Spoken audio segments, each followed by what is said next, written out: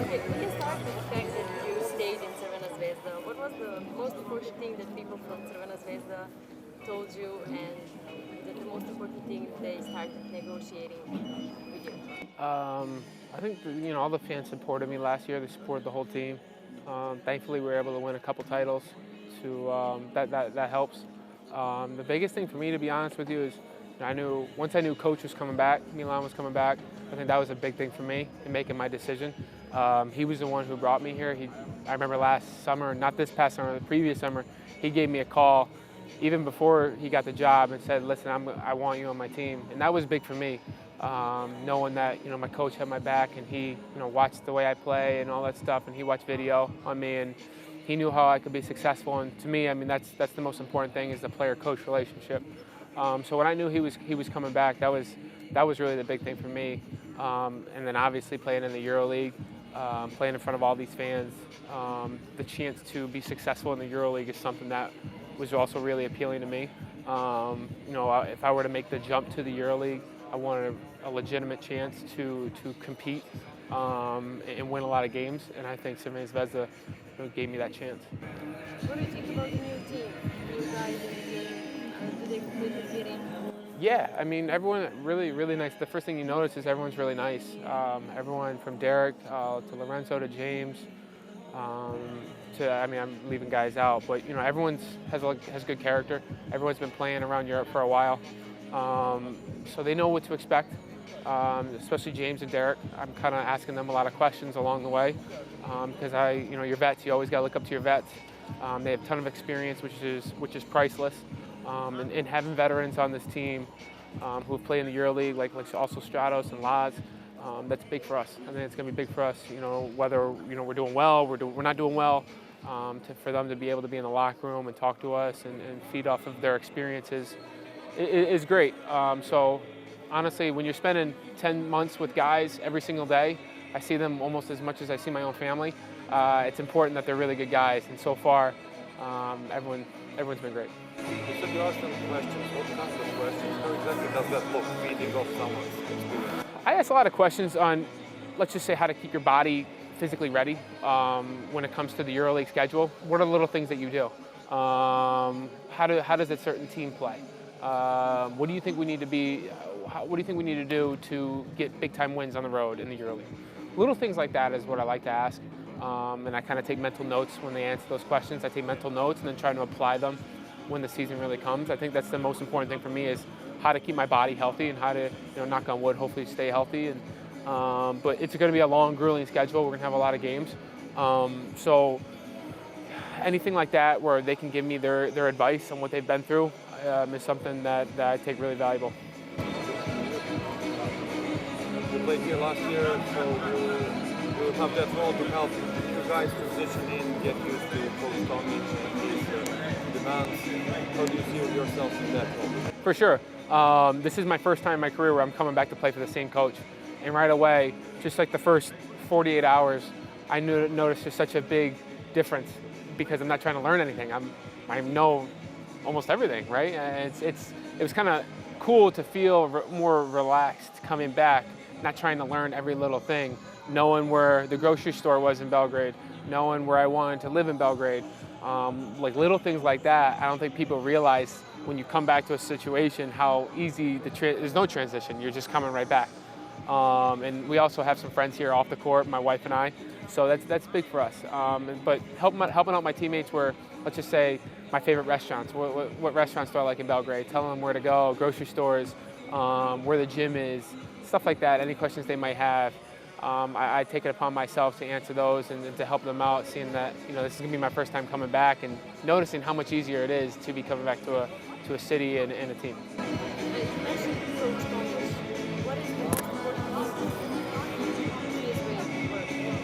Focus. I think it's focus. I think it's when he's talking, he doesn't want anyone else talking, especially like during a game. Let's just say during a timeout, you want to say something to your teammate. He doesn't. No, we only have, I don't know how long timeouts are even, but he wants to get right to work. He wants to say what he wants to say. At first, players are not used to that. Players are used to, if you want to say something to them, then you say it. But once you realize that, okay, let's just listen to what we need to listen to, it's very valuable. So stuff like that. I think really his thing is focus. And then, I mean, I think all coaches want you to play hard. I mean, he really wants you to play hard. You know, he knows what we all can do. Coach was a player for a long time. So he knows what everyone can do basketball-wise. But as long as you focus and you work hard, I think you'll gain his respect. Your brother is playing in France. Yeah. How it looks like to be a part of totally basketball family? It's cool. It's cool because just to get to this situation, it's tough. It's tough to get to a situation where you're actually being paid to play the game of basketball. You know, growing up, me and him were always in a gym. My dad was our college basketball coach, so we grew up in locker rooms. So we developed this natural love for the game. And we established goals when we were really young. You know, we were 8 years old being like, okay, I want to play in college. I want to do something like that. And even just that goal in itself, not a lot of kids get to do that. So when we were able to do that, and then we were able to go then play professionally. I mean, Jimmy's on his 11th year. I'm on my 6th year. I mean, to play 11 years, and I don't think we were born to play the game of basketball athletically, but we learned to work really hard. And I learned that from my brother. So for someone to play 11 years over in Europe speaks a lot about, you know, his work ethic, his character. And he's always set a standard for me in my own life that I tried to live by. So he's the reason why I'm here today. More players, tough competition. How do you see your role on this team? Same as last year. Be aggressive. Be really aggressive on pick and rolls. Be really aggressive coming off screens. Play hard defense. I'm gonna try my hardest to play, you know, really tough defense. Same role though. I mean, I don't view myself having to do anything different. I don't want to complicate it too much. I want to be focused on what I need to do. But yeah, I mean, I'm just gonna be aggressive. Make the right play. Sounds like a pretty generic thing to say, but making the easy play. I think when you're coming off screens and stuff like that at the right pace, the easy play just kind of presents itself. It's kind of how I look at it. So just gonna be aggressive and see what happens. Another question about your teammate. What do you think about Lorenzo? He's maybe a little bit confused by European play. He's picking it up. It is okay when you come over. Every person that comes over to Europe your first year, it's a big time transition. My first year in Lithuania, I was like, I didn't even know I was playing the game of basketball. It was a big transition. He's picked it up really fast. I mean, it's tough. You can't blame him for the mistakes he was making, let's say in practice in the first week, because it's not what he was taught. So already, I mean, only being over here for a month, he's made such a big transition already. And he's really impressed me. I think he's impressed all of his teammates and the coaching staff. He's done really well. He's kind of absorbing what everyone says, all the advice that everyone's given him. As a point guard, that's obviously a very important position on the team. So he's done really well so far. I'm proud of him, and I think he's gonna have a great year. All the great teams in your league. I know it's still early days, but how far do you think it's going to go? I don't want to say too much. If we work hard, we stay focused, anything can happen. You know, seeing this big arena, we need all the fans to come out, obviously, and support us. I think, you know, in the Adriatic Finals last year and even the playoffs against Partizan, having all the fans behind us was huge. I literally felt like no one could beat us there because we were playing so hard. It was so loud. Just made the other team so uncomfortable. So when we have these teams I don't know, how many home games do we have? 16, 17? We're going to need all 17 games to be packed, to be loud, to be crazy. I think that gives us such an advantage when we play at home. And then we're going to work hard to make everyone happy and to make ourselves happy. And then, you know, hopefully at the end of the day, we can look back on it and say it was a great season. Being a good student of the game, did you study the opponents? Who does seem the toughest at this point? I like to study opponent. I like to study specific players. It was cool going to Greece and playing against Spanoulis. That was something I had been looking forward to for a while. I've looked up to him, and I've been watching film of him since I was in college. Since we kind of play a very similar style. So playing against him was cool. Looking at a lot of teams, I mean, it's tough for me to pick out one team in particular that's really good. I mean, the EuroLeague's really tough. There's not one game where you can sit there and be like, all right, you can win that. You just show up and win. So it's not going to happen this year. Real's always Real.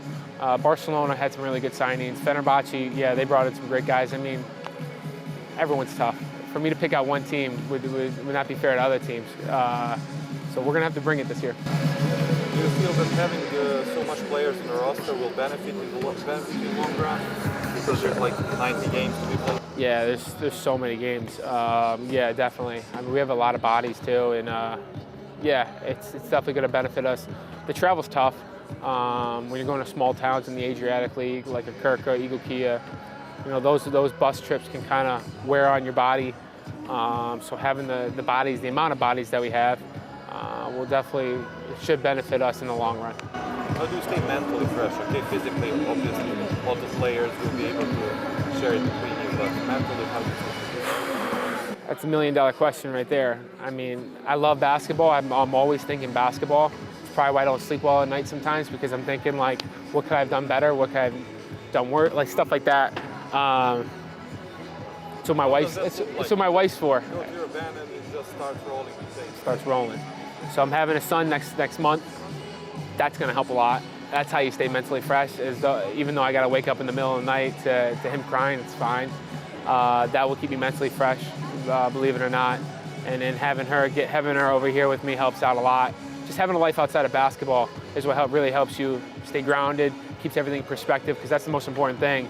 You know, you're going to lose games, you're going to miss shots. Being able to like losing sleep on that doesn't help. So being able to live your life and having a life outside of basketball is a really important thing when it comes to a 10-month season. Like you said, 90 games.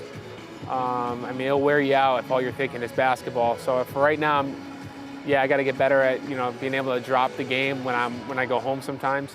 So yeah, when my family gets over here, I think it'll be easier to stay mentally fresh. When we talk about that, I saw you after losing the cup last season. How did you help yourself to grow up as a player and grow up with the team? Yeah, the cup, kind of like, for instance, I missed a shot there. I think with a minute left, I hit the front rim on a shot, and I could not sleep that night. It was just tough because I was like, I knew when I shot the ball, I knew exactly how I was going to miss, and I was like, really? So I told myself, I said, that's not going to happen again, and that's you got to be stronger than that. And I knew, like, for instance, the Serbian finals came down to like the last play, and I didn't want to shoot a three because I was like, all right, you missed short, why not drive it? So little things like that.